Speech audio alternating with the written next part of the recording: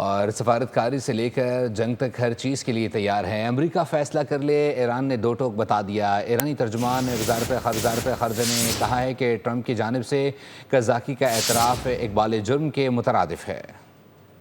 ایران کی نئی تجویز پاکستان کے ذریعے امریکہ کو پیش، کشیدگی، یہ سفارتکاری کا فیصلہ واشنگٹن پر، تہران نے واضح کر دیا۔ ایران کا کہنا ہے کہ وہ اپنے قومی مفادات اور سلامتی کے تحفظ کے لیے دونوں صورتوں کے لیے تیار ہے۔ ترجمان ایرانی وزارت خارجہ نے صدر ٹرمپ کے بیان کو شدید تنقید کا نشانہ بنایا۔ ایکس پر جاری بیان میں اسماعیل بقائی نے کہا، ایرانی جہازوں پر غیر قانونی قبضہ قذافی ہے اور ٹرمپ کی جانب سے کھلے عام یہ اعتراف کیا گیا۔